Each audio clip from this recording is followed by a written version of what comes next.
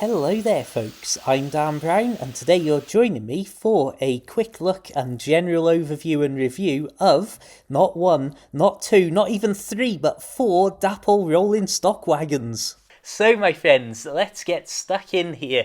These are the four wagons at the end, two of them still in boxes at this point, and I've got to say I am a big fan at this point. Right out, I will say the fact that I've bought four of them ultimately means that I was impressed enough with the first couple to go back and get more. And one of the things that I love about these and the Dapol wagons in general is the fact you can have the option to buy them with weathering or without weathering effects. I opted for with weathering on all four of my purchases.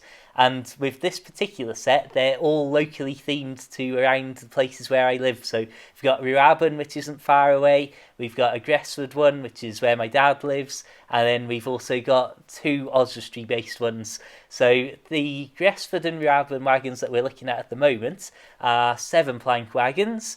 The Tom Milner coal merchant from Oswestry wagon that we're going to take a look at in just a second is a 5-plank wagon, and then the Lunkless Limeworks wagon is surprisingly a lime wagon. So as you can see, I really do love the way these look. I mean, it's pretty self-explanatory. There's nothing wildly over the top to talk about. It's just a nice little double O gauge wagon, and well, it's got weathering effects, which I'm a big fan of. So let's have a quick discussion of the two things that I have changed about these wagons since purchasing them.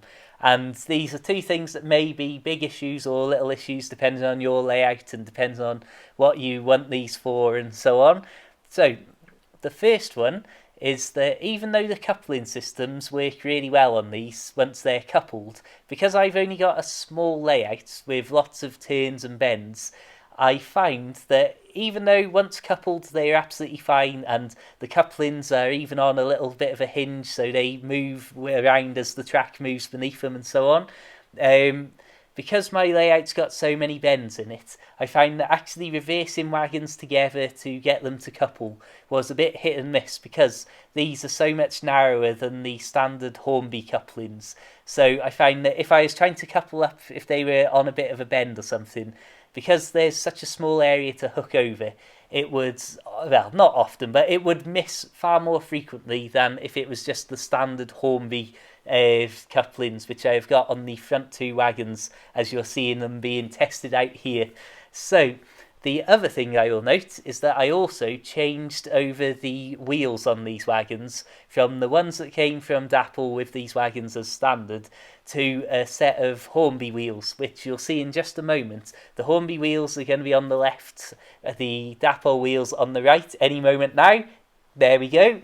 And you can see that the Hornby wheels on the left have got a much deeper sort of groove, a much wider rim that helps to keep them railed as they're going around. Again, particularly on my little layout that by nature has to have a lot of different turns in it and so on.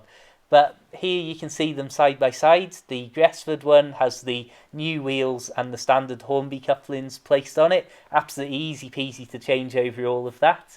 And the Lime wagon has still got the old wheels and the old couplings on it. So yeah, just thought I would share that with you. Hope it's been interesting or piqued your curiosity or answered some of the questions you may have had about Dapol rolling stock wagons. And well, I'll say, please do subscribe and check out my other videos for loads more stuff to do with model railways, from wagons to locos to Metcalfe buildings and all sorts of other bits.